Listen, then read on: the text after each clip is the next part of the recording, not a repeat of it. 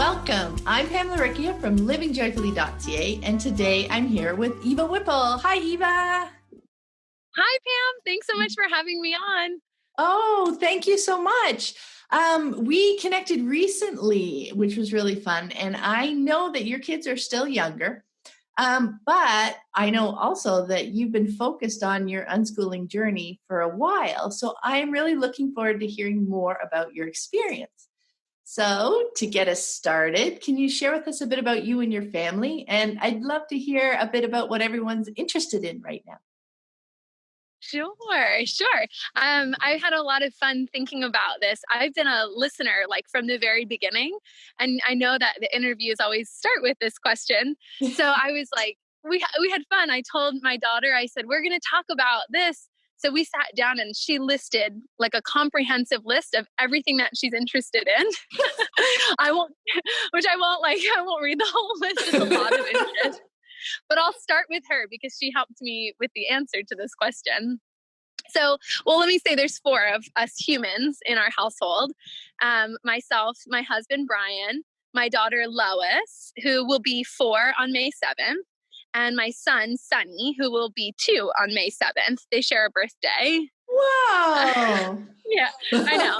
Everyone's always like, did you plan that? I'm like, no, Sonny was a surprise. So we certainly didn't even plan his birthday, but a wonderful surprise. But all right. So Lois, the nearly 4-year-old, I could sum her up in one word, which is just pretender. That's what she says instead of pretend. She says pretender. And so she loves to, from the time she wakes up to the time she goes to bed, it's just imaginative play. All day, every day. Since she was a little tiny thing, she would pick up 2 sticks and say, mommy stick, baby stick, and just all the time. Right now, she likes to pretend that we're jaguars and horses. She's very into animals and pretending that we're animals. So that's her main focus is just imagination. Wow. She loves that. And especially relationships, she does a lot of someone's hurt and being safe. I mean, it's all about the relationship piece. But she also loves to swim. She's a great swimmer, and she loves to run. We'll run laps at the gym when things are open and the world is functioning normally. Right.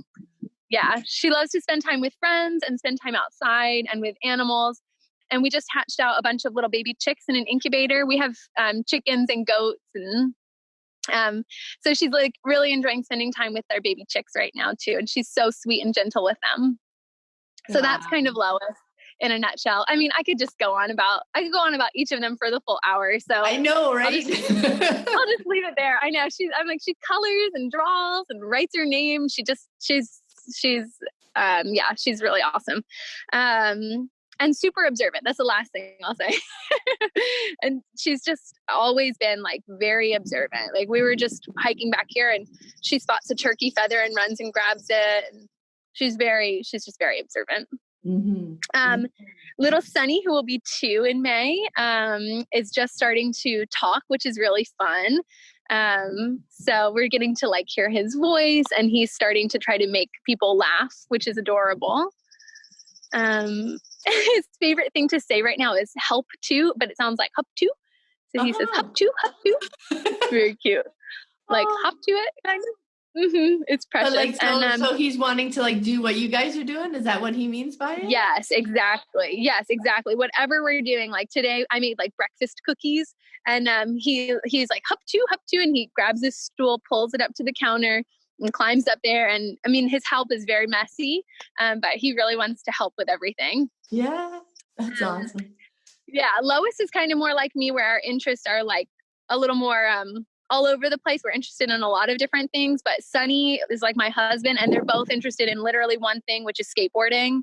Oh. That's it.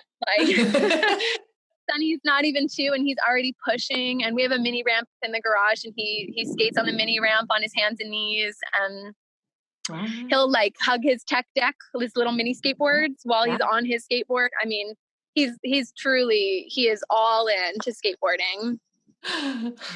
No, it's fun. And my husband owns he's already doing really cool stuff. So my husband owns a skate shop. And other that like, so he's either, you know, busy with his skate shop or skateboarding. Like his whole life revolves around skateboarding as well. So do you guys have a park nearby? Like a skateboard? We do. Right now it's closed. Yeah. True. but yes, what we do. And yeah, but they'll skate the mini ramp in the garage or skate like out in parking lots, but yeah, and then they skate at the park. So yeah. Oh, sweet. So yeah, there's lots of spaces to go to. Well, yeah, plenty of options. You've got a paved driveway or something for your ramp and everything. So no, the ramp is just like fully in the garage, just like a little mini ramp. Gotcha. Yeah. Awesome. So it's like perfect. So it doesn't matter about the weather. Nope, exactly. Yeah. And my husband's a really great, like, he's a really great carpenter. He hasn't built much recently. He's been pretty busy with the shop, but he built the ramp in the garage, and he can pretty much build anything, which is really, you know, cool. And then me, I like to swim. And how did I not start with this? But I own a yoga studio, so that's like my full time. I don't know why I didn't start with that part, but yeah, that's like my big interest is studying, practicing, teaching yoga. I offer a teacher training program at my studio, so we're both business owners, and we just kind of like support one another. Like if I'm teaching teacher training or working at the studio, Brian's, you know, occupying the kiddos, adventuring with them. And if he's at the shop, I'm doing that. So. Oh, that's wonderful. Yeah, no, I love hearing how you guys are just working through that scheduling thing, working together and just figuring it out kind of on the fly, isn't it? Yeah, it is. Like he's got set days that he's open. I've got set days that I teach, but part of me kind of is like always looking for a little bit more of like a daily flow, but that's just not how our life looks, where I teach some days and don't teach other days. So it's more like a weekly flow. Like Mondays tend to look similar, you know, that's kind of how it flows. And then there's like there's not like any kind of set routine, but there are set like rhythms to things, you know? I love that word, rhythm. I love that word. Yeah, right? That's kind of how ours looks. So. Oh, that's awesome. So I would be curious to know how it is that you discovered unschooling in the first place. Okay. Yeah. So I think that we arrived at it naturally, honestly. Like the philosophy, I think we arrived there naturally. Mm-hmm. But then the term, I would say that you have the distinction of like introducing me to the term through the podcast. Yeah. So when you start, when you started the podcast, I was, I guess I was pregnant with Lois, mm-hmm. and so I didn't even have children of my own yet, but for like a couple of years before having kids, I was already reading books on parenting. I had already read like books on education, and I kind of worked in reverse. Like before I had children, I was thinking about their education. Wow. And then once I was pregnant, I was thinking about like the birth.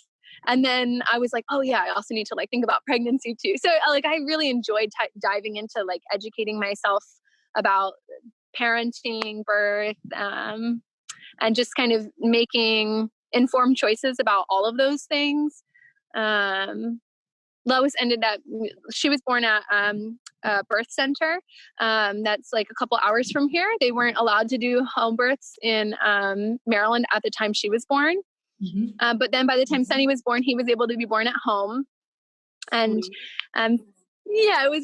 both were like really special, but that kind of learning about attachment parenting, I think led me to the idea that like, I want to be with my kids for the learning and the exploring that we're going to do.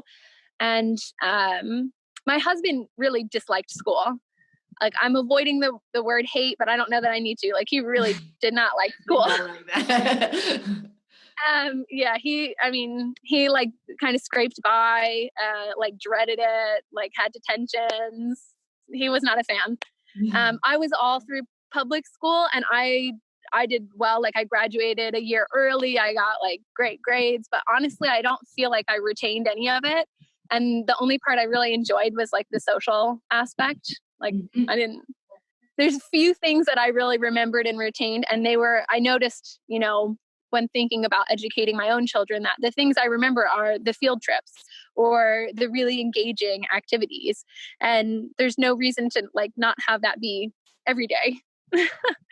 So, right? Oh, that's awesome. No, that was a big part for me too, thinking about my own school experience. Yeah. Right. And realizing how little I retained of it, except for the stuff that I actually, used every day. 100%. Right. So, and then realizing I know it because I use it. You know what I mean? So, right. Yeah. It's not even because you learned it in school. Yeah. It's interesting. Like my mother has been an educator my whole life, but on the like in collegiate level. So she's been a nursing educator for my entire life, and she loved school. Like she loved elementary school, middle school, high school. She loved school. She was like her class president, and she loved it. So, but she's also been really open and supportive about all of it. And I, would just explain to her, we just don't really feel like school matches up with what we value. Like there's not enough time spent playing and exploring. And, for me, like being outside and moving my body and a few things, I guess there were a lot of things that I heard from you really early on that like resonated and helped me to like really just dive in and embrace that idea of unschooling. And one thing in particular, now maybe if it wasn't you, stop me, but, but I think it was on your podcast that I can remember years ago, you explaining about how, up to the age 5, when a kid is interested in something, we dive in. Right? We're like, oh, you saw a train and you said train. Now here's a toy train and a book about trains. And we're going to take you to a train museum. And it's like, we just dive in and we support the interest. And then when another interest pops up, we support that.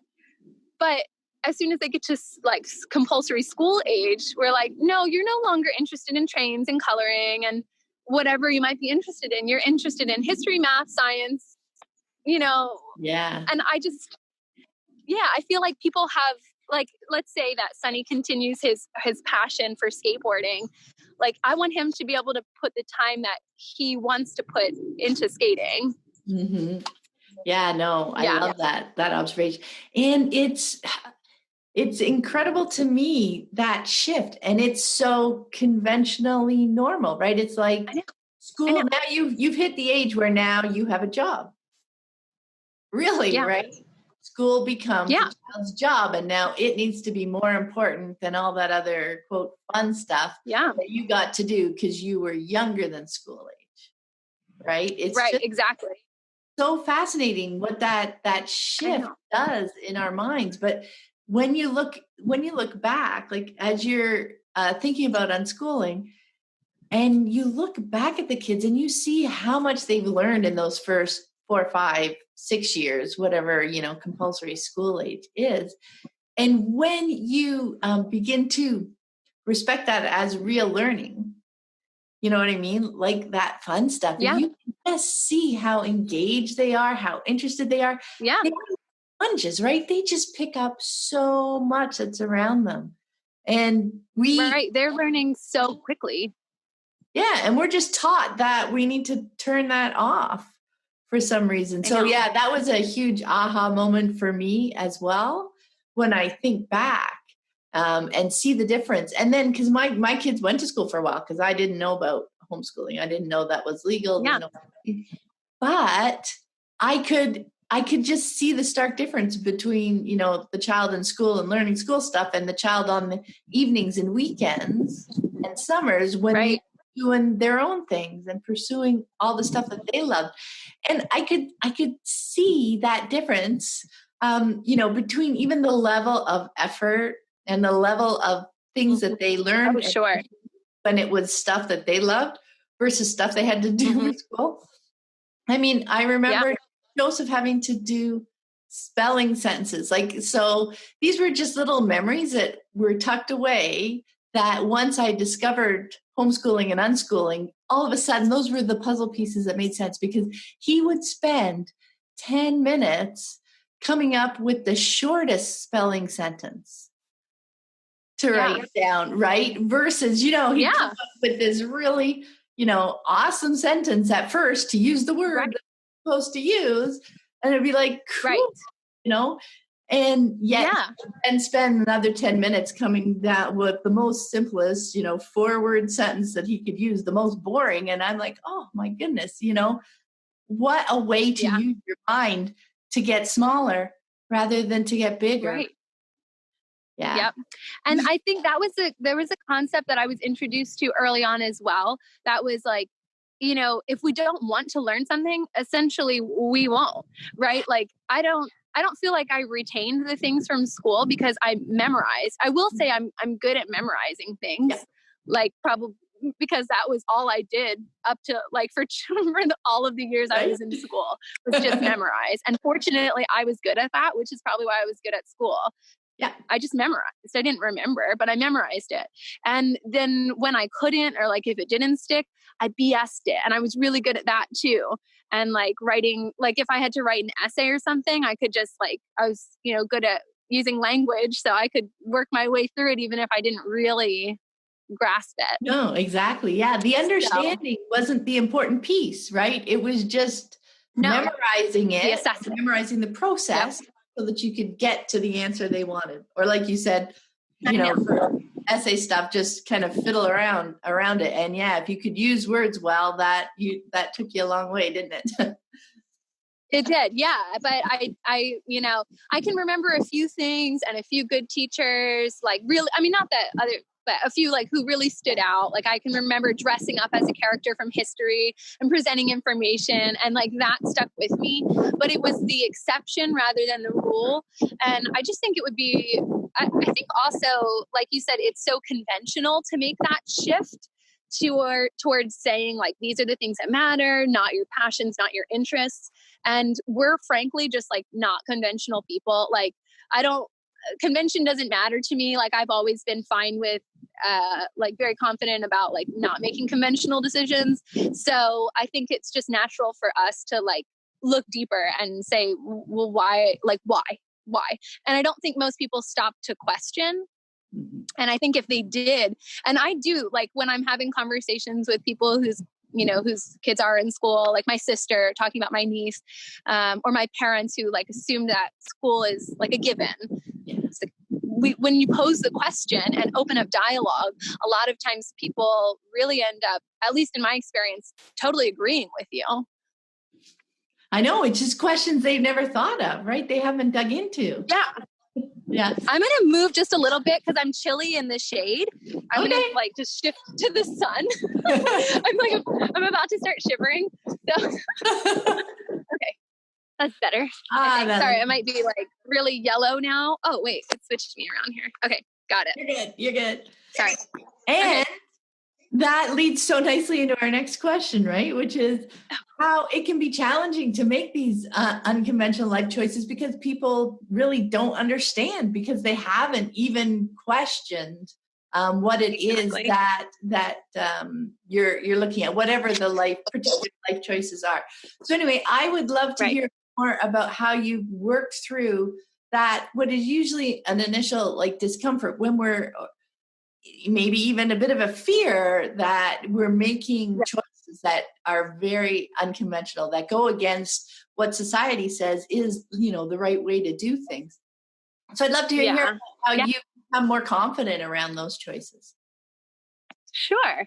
Okay. Well, first of all, I think that my parents, did a good job just like instilling confidence. Like I just feel like that's like a word that I feel like I've always been pretty confident in my choices, and able to like discuss, but also then I have to, there was a concept, I guess I read somewhere recently about, maybe it was you again, who knows? Like it could have been one of your episodes where you were talking about this, but, teenagers, right, have that like natural, like there's always this conventionally, like in our society, we talk about how teenagers are like essentially pain, right? Like a pain to deal with, like rebellious, but it can be paired with like social activism, growing awareness. Like it's this really amazing time, right? Well, I just feel like I never, I don't know. I think especially around that time, but even earlier than that, I liked to debate. I don't want to say like be disagreeable because I do like to be agreeable, and like I have very like cordial conversations. But I like having those conversations with people that call into question conventional ways of thinking. And I think I've always been that way. Yeah. Yeah. So it's something that's kind of that you've been working through for a long time then, eh? Yeah. I don't remember.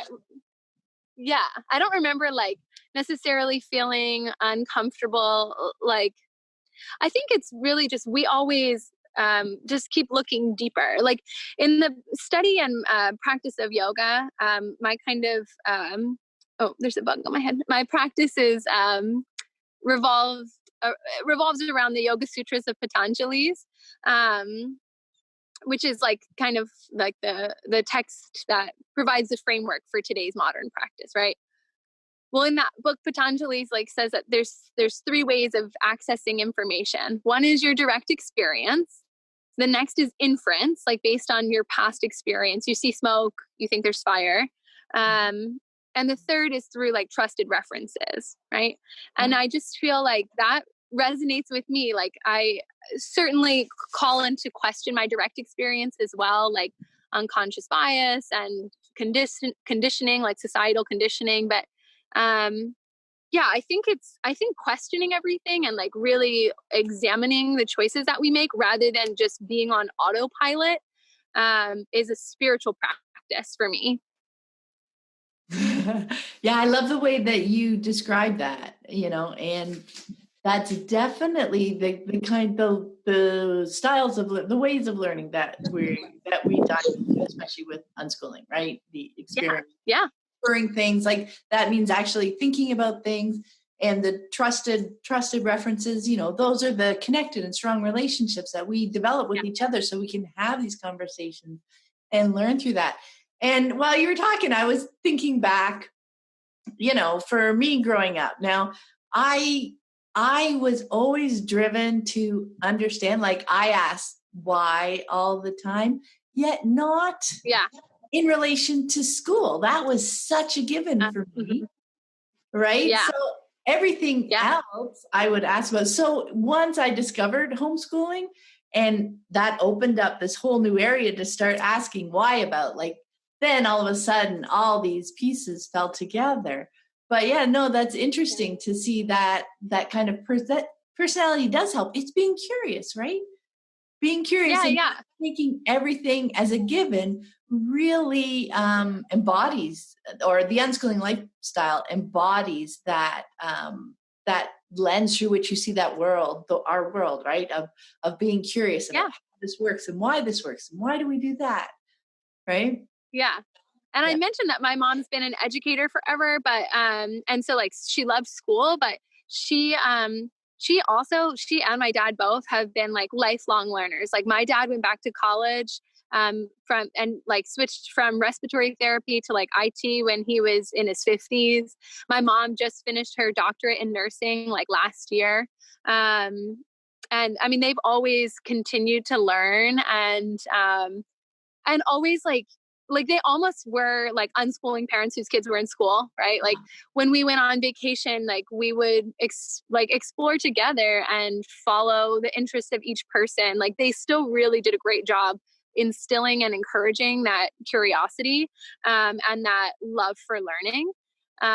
So I think that they did a really good job with that. But I still think that there are other things, like other areas in life where like, I don't know, occasionally I just pause and I'm like, okay, let me just make sure nothing here is like on autopilot, that everything in my life is what I'm choosing. Right. Yeah. And that makes it all that much more enjoyable too. I said that in a yoga class just the other day that I was like teaching on Facebook Live, since things are shut down. I was, every morning I wake up and I'm like, okay, I'm choosing my husband, right? Because there are always options. Yeah. And isn't that so refreshing though? Like that's something that's been a really helpful tool for me, from something as simple as, maybe cooking or, doing the grocery shopping, or like all the seemingly mundane things. When you remind yourself that you're choosing it and why, back to that being, right. Why is this important to me? Why do I want to do it? And I just come at it with such a fresh mindset, and I enjoy even those little mundane aspects of life. It's like, I get to do this. Yeah. I know why I want to do right. this. And I mean, I have so many people make comments that that I have a smile on so often. Yeah. Like you're walking through the grocery store and people go, you're smiling, random people that you don't, of course I'm smiling at you. I'm happy. I'm doing my thing. I'm choosing it. And, but it's not a simple thing, is it? In that it's not about, I should be happy and pasting on a smile. It's that real work of asking yourself why, just so that you can refresh that enthusiasm for what you're doing day to day, right? Like you said, your husband each day. Why? This is why I'm choosing to be here with him. Right. Yeah. Yeah. And I think that like, if for people who kind of just follow the kind of conventional flow of things, if folks aren't feeling happy in that, it's maybe because is it that anything needs to change? Maybe it's just that they need to pause and say, like, are these the decisions I want to make, rather than feeling like they're being made for them? Yeah. No, that's exactly. It might look the same. It might look the same, or it might look totally different. But I just, I don't know. I guess I'm lucky also that I have a partner, my husband, who also like doesn't feel trapped like in any kind of box at all. Like neither of us feel like we need to follow any kind of like conventions or norms. So, and if it makes, I don't know, I enjoy those kind of tough conversations that like ask people to question and to examine their own choices, perhaps if they care to do so. But to just like the other day, I said to a lady at the playground, I was like, "Oh yeah, I'm still breastfeeding my almost 4-year-old," and I didn't think anything of it, I'm just saying it, and I kind of saw her face like, wait, what? But like, I don't have any qualms. Like, if it makes people uncomfortable, I feel like it's that discomfort that will lead them to think about it. And we also enjoyed our time playing together at the playground. So she probably then thought, oh, well, here was this nice, seemingly sane person who is still breastfeeding her 4-year-old. Maybe there's something to that. Right. No, exactly. That's the exact, like when I love to talk about just planting seeds when we're just out and about the world being ourselves. Right? Yeah. There's no expectation. You had no expectation that she accepts that this is happening, right? No, it's just us going about our things. And they just see something a little different. It's like, oh, gee, I had fun with them. I had a nice conversation with them. They seem normal, whatever the view is from their perspective, right? And then there's this thing, like so often, as you'll find as your kids get older, you're going out in the world doing that. And the thing is, the kids don't go to school. And that's the thing that well, that's right. But they know how to talk and everything, huh? That's strange. Exactly. Yeah. And it's not like I say that kind of thing to make people uncomfortable or open up that, like you said, just being yourself, like out in the world. Yeah. And I think that if you feel confident in your choices, which if, like for me, if I've spent time thinking about them, examining them, which I have, then I say it with confidence. And then that's what, like you said, plants the seed for people. Yeah, exactly. No, I love that. Eva. So I wanted to move on a little bit and look through the lens of parenting and your relationships with your kids. Let's shift over there. And I'm curious to see hear about what deschooling has looked like for you so far in that area. Yeah, I think this was something to think about. because where they are still so young, I love focusing on relationship and connection. I will say that's like what really drives my parenting. And that's what resonated with me about unschooling and about your work, and just focusing on connection.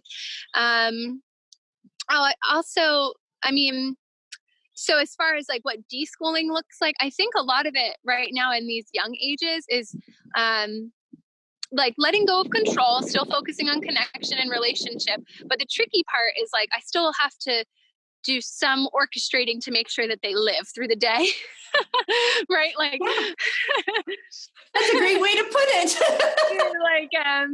Like this morning, so this morning they woke up and they said, I want cookies. And I was like, okay, well, first of all, I don't have any cookies in the house. Secondly, like, I would like you to eat something that won't cause you to have a bellyache, but I'm not going to exert that amount of control. So we just kind of not boxing yourself in. I said, well, let's make some breakfast cookies. So we, put oats and raisins and almond flour, and we made cookies so that way they could have cookies for breakfast. And, so thinking about those kind of things, like just thinking, I think it's been really, inspiring to be creative and to keep pushing my limits to not feel boxed in. Yeah, no, that's a huge piece. Like, what a creative way to come at that conversation, right? When you're open to those kind of ideas, you can make things, you can help things move along. Sure. Because you know what? Also, it all depends on their definition of cookie. Right? Right. Yeah. Keep that open with them. Like you said, I love that, keeping them alive, because when they're younger, they have less experience in the world, right? So they can be doing things that are dangerous for them, etc. Yeah. Navigating a lot. I don't know, a lot. Like Sunny, almost 2-year-old skateboarding around in the garage. Exactly, right? He almost kills himself a lot every day. So it's a balance between like letting him be free to explore, and like this morning he went in to eat the whole bottle of gummy vitamins. I can't let that happen. But I can think about the fact that like, I know if they have a gummy vitamin, they always want another one. So when I go to the store, rather than picking the one a day, I always pick the one that requires them to have like 4.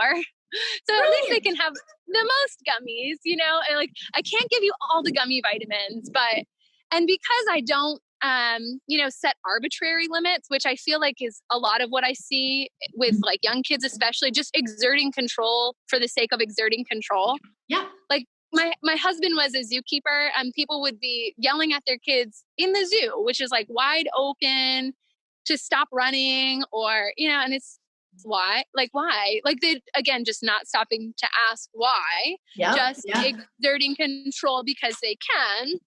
So because I don't do that, I think usually if I have to set like hey, there are only 4 gummy vitamins or you'll get your stomach pumped,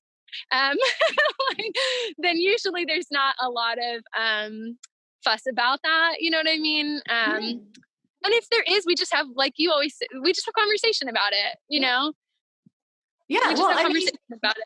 Exactly. Because there's going to be times when we get upset about things. Right? Yeah. And but sometimes it's sad that arbitrary things, right? We can, that way we're not having to work through that challenge and those hard conversations every 10 minutes, right? Right. Yeah. Oh my gosh. Yeah. Like that's what I always say. I'm like, why make more work for yourself? It's cool to watch my dad's deschooling. My parents are usually around a lot. Like under normal circumstances again.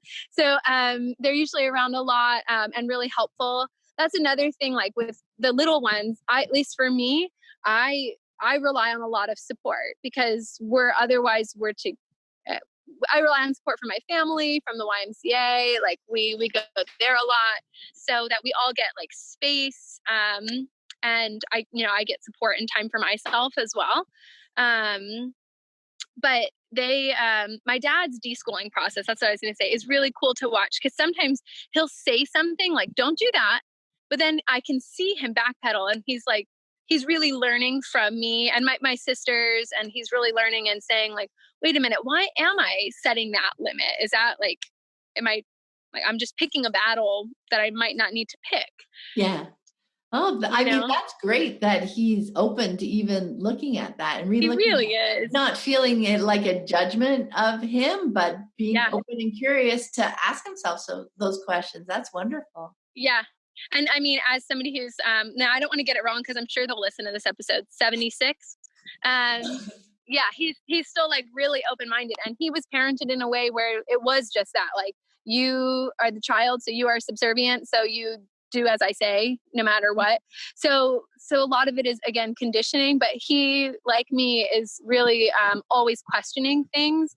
So he does that. It might take him a minute. Like, he might like kind of start to say, don't jump on that couch. But then afterwards he's like, well, like, I guess they probably could jump on that couch, couldn't they? Yeah, no, that's awesome. I love that.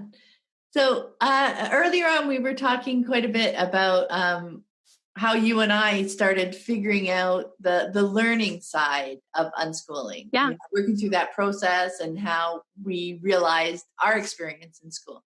So I was just wondering if there was anything else you'd like to add about your deschooling journey from the learning aspect, because there's really two big pieces, right? One is the relationship side. And then the other one is the actual, learning side, where we're worried, is school the only place for kids to learn? So I'd love to hear a bit more about that. Yeah. I feel like something did just come up for me. Let me think for just a second.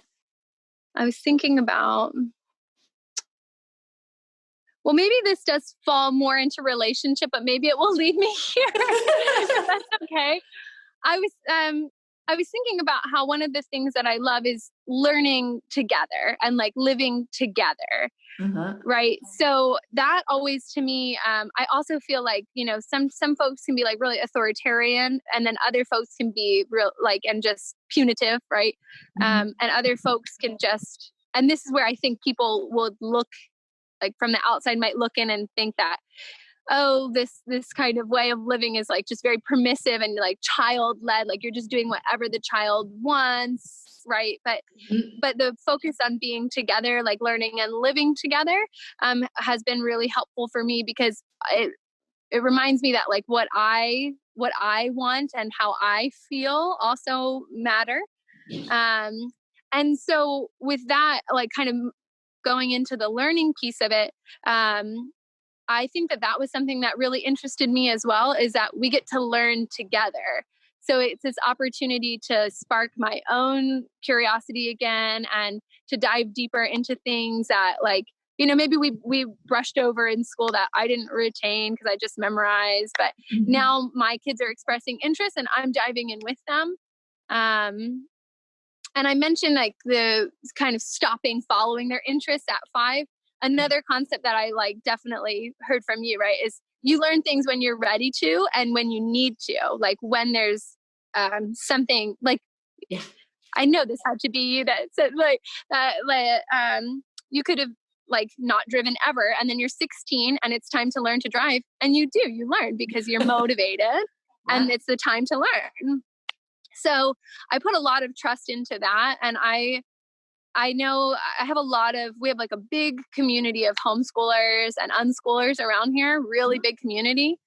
And I know a lot of times the conversation that comes up is like, well, what are you going to do about reading? Like, I know you don't want to follow a curriculum now, but like, what are you going to do about reading? What are you going to do about, or whatever the sticking point is, like certain worries.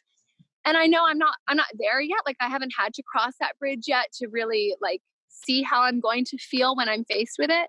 But right now I feel pretty confident that I trust that when they want to learn, when they're motivated to learn to read, they will, right? Just like keeping things open for them to explore and helping them when they show interest. Yeah, I mean, that ties back so nicely to where you started. See, that was a great connection about learning together and being together, right? Because that's what I worry when you think of when, people hear child-led, and when, newer people hear, they'll learn it when they're interested. Because that, to me, that I think that can often make people feel like, oh, then I can stand back and wait for this to happen, right? I'm going to wait for my kid to come and say, I want to learn how to read or whatever.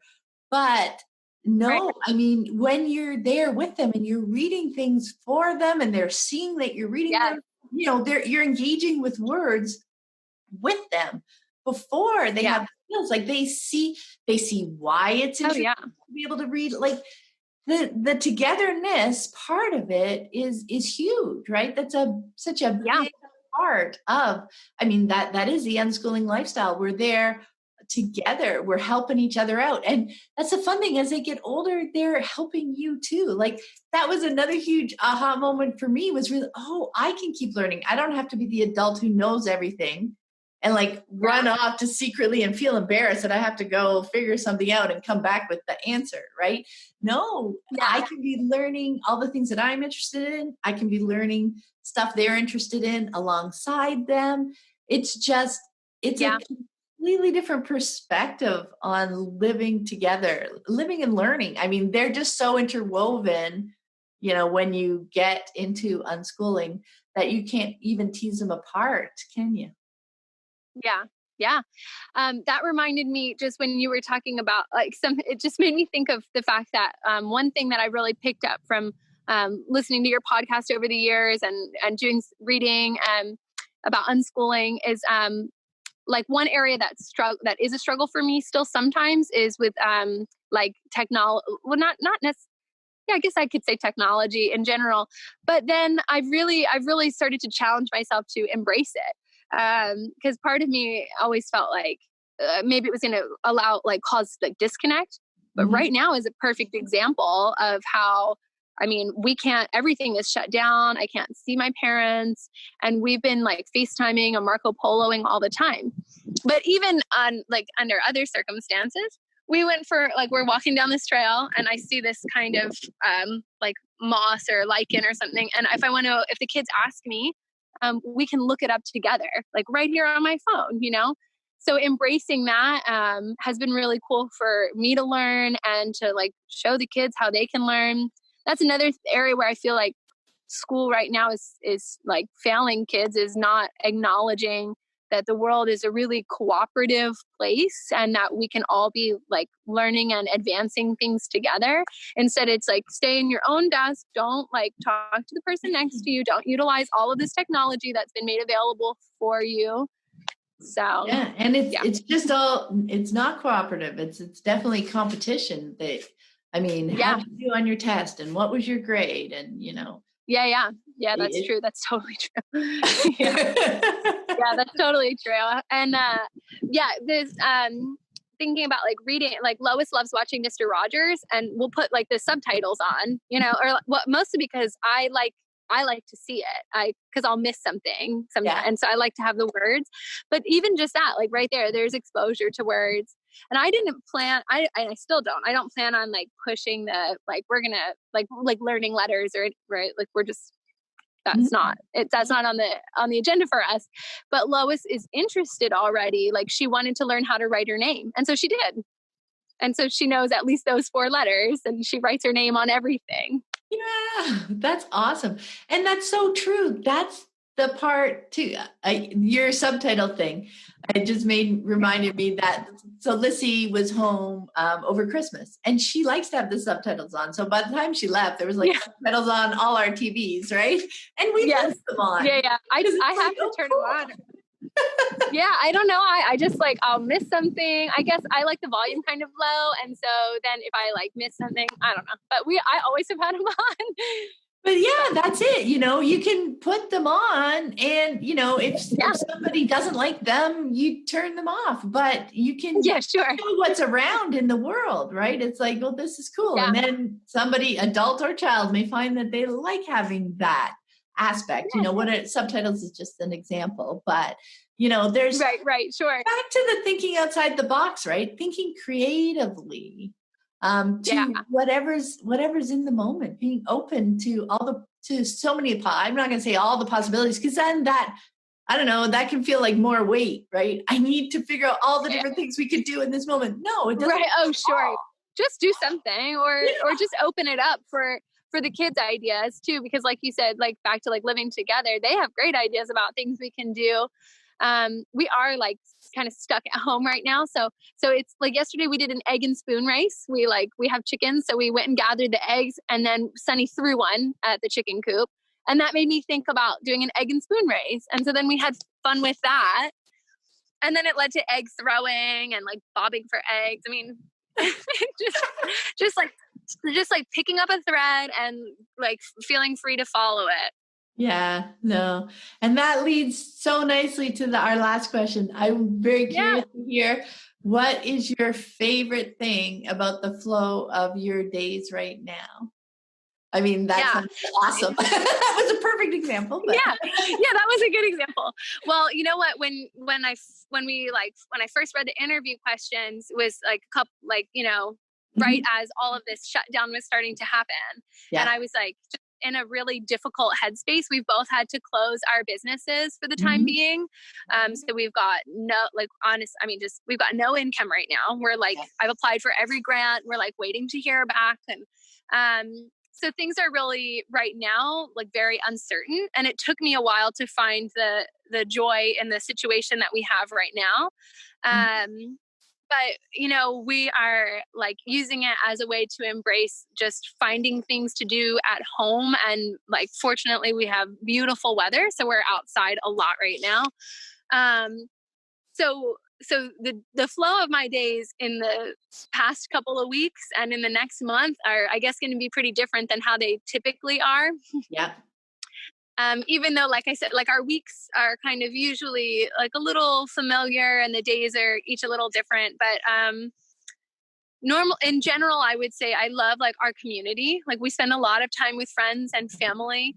And I love that. I love that freedom that like while other, you know, folks might be at school or away from their kids, like we're out doing things together, and visiting family and visiting friends. And, so I love our community. We go, like I mentioned that I utilize the YMCA like as my support. And I noticed that Lois in particular, she does better. Like our relationship is better when she has a little time away from me with her friends. Yeah. Even at like 4. And right now she doesn't have that. So, but she's very self-aware and acknowledging like, I'm a little grumpy, like I need some space. So she's already very good at like regulating in that way, but typically we rely on our community there as well. So my favorite things normally about the flow of our days would be like the community that we have. And, I think the freedom is one that always, you know, would come up for me. Freedom to follow our interests, to drop what we thought we were going to do and dive into what we want to do in that moment.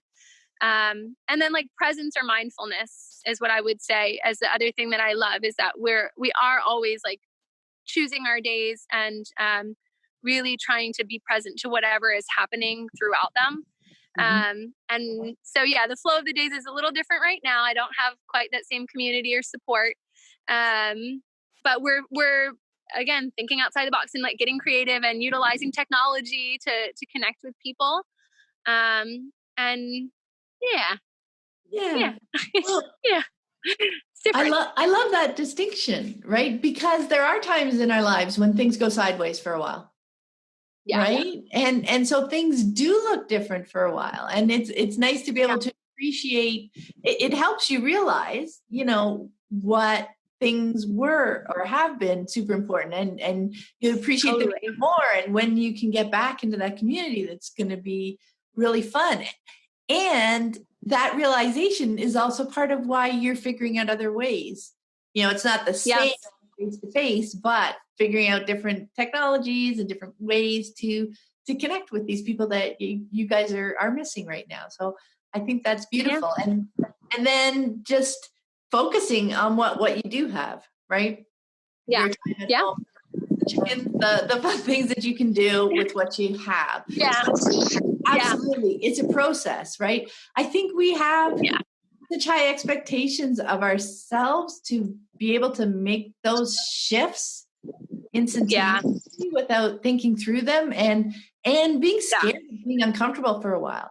Like, you know, it's really uncertain. You know, things are uncertain right now. We don't know what's going on, what things are going to look like a month or two from now. But, you know, taking the time to acknowledge that and then to work through it enough, you know, to realize that, well, if I'm stuck in fear, it's going to be a horrible next month. Yes. And whatever things look like then isn't going to be better by me being in a horrible place.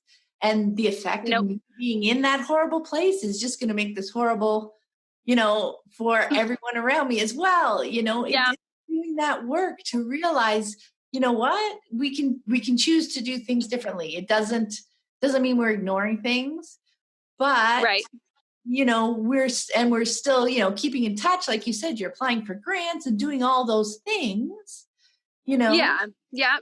Trying to still do the things like that I feel like I need to do for the business. Yeah. But then a lot of it, and it reminded me of the one other point that I was like, I have to tell her about this one other thing I heard, which was, so like part of this experience is like letting go, right? Like, because so much of this is just totally out of our control. Yeah. Like I've done the responsible thing and applied for the business grant, but like the rest of it, just kind of have to throw up your hands and like, it's out of control and we'll kind of take it day by day.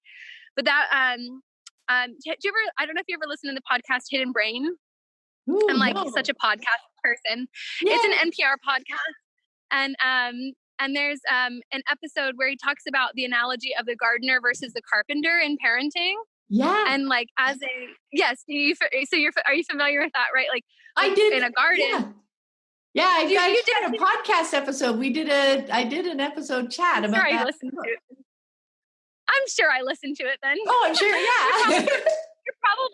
They're probably both in my brain just meshed together. Both episodes that I'm thinking of are probably just meshed there together. But like that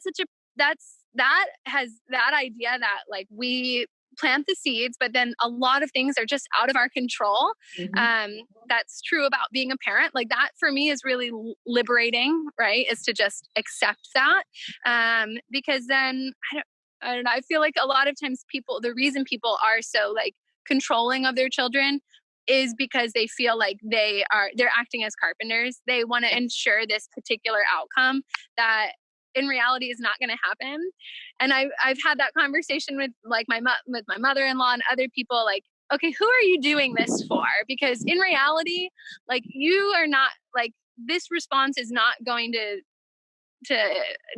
change, like to have the impact that you maybe are hoping it would, right? Yeah. Like they're going to take from this experience what they're going to take from it. And I don't know if I explained that quite as I wanted to, but it just letting go of that piece of control, because ultimately like it's not totally on us how like it's not on us how they turn out. Yeah. Well, I mean, does that make sense? It does. I love that analogy, the gardener and the carpenter, because yes, you can create the best environment, and you know what I mean, and plant the seed, and you're with them, you're reacting like by following your interests and helping them as they're trying to achieve things. You're helping and cultivating that soil and plant as much as you can. But yes, in the end, you don't have control. The thing is, you end up in a much nicer place. As in, you still have a relationship with them. It's a trusting relationship. It's a respectful relationship. It's not one based in control where a lot less fun when you have ended up knocking heads for so many years, where you see them at holiday time and that's it, because nobody actually wants to hang out together. But that point of the carpenter, the realization that carpenter role is actually, as a parent, is actually so much about us and not about the child, because 100%. We feel we need to create this good product, this good child that's acceptable, so that we look good as a parent. I mean, so often we tell ourselves a story, it's all about them and we want them to have a successful life and all this kind of stuff. But, when you ask why, so often a lot of it is about ourselves and how we feel we're going to be judged in our role as a parent by how our child turns out, so taking that step really does, it releases so much weight, doesn't it? Yeah. And it makes it more enjoyable. And it goes back to like the living together, and it makes it more enjoyable for me. Like I had to have that conversation with someone in our family who felt like they needed to react really harshly, and then they were in tears about it. And I'm like, well, if that doesn't feel good for you, then who are you doing it for? Right? Because it's not benefiting your relationship with the child. It's not benefiting the child. And it made you feel awful too, right? So for me, what I took away, like when I think about that gardener and carpenter metaphor and letting go of, like accepting rather, like how much is beyond our control, it also it frees me up to enjoy the experience of parenting. Like I don't want to spend my time fighting and nagging and nitpicking, and ultimately it's not going to like end up with whatever kind of mold people had set out anyway. So why not just enjoy the time that I'm choosing to spend as a parent too? And you know what popped into my mind there too, the difference in our focus, right? When, in the gardener analogy, you're in the moment with them, right? In the carpenter, half your brain is thinking about the future. In the future. Yep. If they do this now, maybe they're going to do that for the rest of their lives. So I need to stop them now. Yes, that's huge. That's been a huge aha thing for me too. Yeah. No, exactly. Yep. No, it's like you don't need to what if yourself to death. Just like cross that bridge when you come to it. Yeah. And the great thing about that is when you're staying in the moment and you're living together and learning together, you are literally creating an environment and skills, tools together, and a connection together that will better handle challenges in that future moment. Yeah. Right. Yeah. So not only I can already see it. Yeah. Yeah. Like in my 4-year-old who will tell me, like, I'm feeling like yesterday, I said, do you want to FaceTime with our friend Brittany? And she said, I don't think so because I really care about her and I'm a little hangry right now. Like, we've created this environment where we've focused on emotional literacy. Like she stops and checks, like I stop and check in. So she stops and checks in and she's like, I don't think this is the time for that. Right. So just like creating that supportive environment where she's able to say, no, like that's not what I want to do. And to take it a step further and say, this is how I'm feeling, Yeah, that's what I think. That's the environment we've been trying to create, is like one where you're mindful, like mindful of how you're feeling, mindful of what's happening for you in this moment. And I think that's another big aha moment, I think, for people, is children are so capable of that at young ages, aren't they? Yep.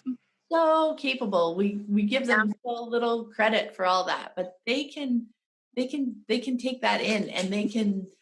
I just love that. Now is not a good time because I like her and I don't want to, ruin that or hurt that relationship at all. That's yeah. I wonder if it was someone we didn't like, if she would have spoken to them when she came. But she did make that distinction. She said, I care about her. Yeah, bring it on, whatever. But she said, I care about her and I'm hangry, and yeah, just like they have amazing awareness and they're surprising us all the time. Yeah. Oh, that's beautiful. Thank you so much for talking with me, Eva. I had so much fun. Thank you. Me too. Thanks so much for having me on. It'll be really cool for the kids to hear that, like, their names on here, because they're always listening to the podcast while we're in the car. So it'll be cool. That's wonderful. Now, before we go, where can people connect with you online? Are you doing online yoga and stuff like that too? Right now I am. It's a brand new thing for me, but out of necessity, and it's been a cool experience. So on Facebook, my yoga studio is Soul Yoga Studio, and we're in Salisbury, Maryland. And there's Facebook Live classes every day. So that's a good point. They can go and do Facebook Live classes with me or some of the other teachers at my studio. And it's really easy to connect with me from there. Like the business line is like my cell. The email is my email. Very easy to find me if you find Soul Yoga Studio. Oh, that's awesome. Thank you so much, Eva. Have a wonderful day. Thank you. Thank you so much, Pam. Bye. Thank you.